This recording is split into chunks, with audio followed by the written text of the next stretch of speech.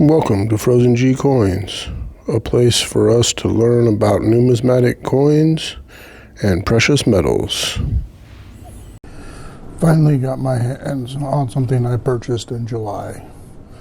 This was a pre-order, so I was expecting a delay. September 25th, the package was shipped from Irving, Texas. 3 days later, on September 28th, Seattle, Washington. That is where issues started on the USPS tracking. Initial delivery was listed as September 30th, which makes 2 days from Seattle. I usually travel from Anchorage to Seattle in less than 4 hours. On the 30th of September, package finally departs Seattle on its way to Anchorage.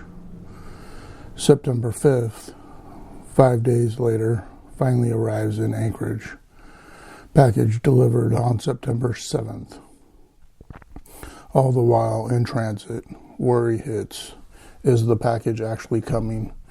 Is it going to come in the bag of shame from the USPS?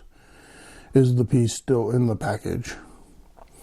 I am not a fan of USPS, and I'm very vocal about it in my local area. Working for one of the air carriers in Anchorage that accepts packages from the post office for transit to villages in Alaska, I am very familiar with some of the practices in place and why and how packages can be delayed or destroyed in transit. Package did arrive in one piece, so I was happy with that. Inside, the first box is a second box with a giant S on the cover. The packaging looked good until I opened the box and there was a tear in the holder. No way to actually use the display that I am able to find. The packaging, I believe, would have been made better out of sturdier product instead of just the single flimsy piece of cardboard.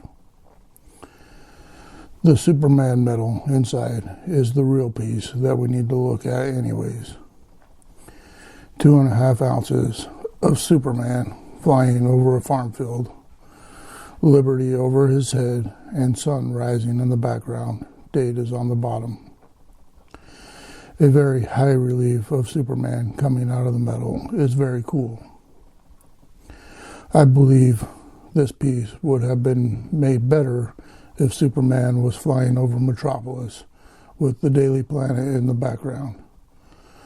This is the place that Superman spent most of his time fighting crime. Most people see Superman in this setting rather than a field where he grew up, not really using his powers to their full potential. The reverse shows who we are made to believe is a young Clark Kent, sitting on a fence on the farm while Pa Clark fixes his truck in the background.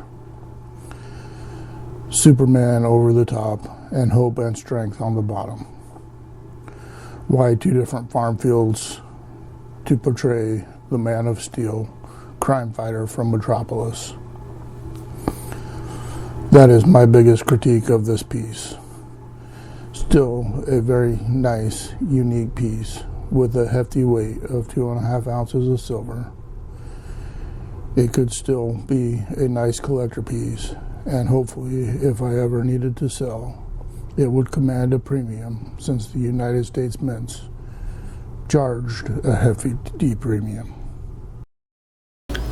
Thanks for watching Frozen G Coins. Feel free to comment video ideas or questions you may have. Also, please subscribe and check out frozeng-coins.com.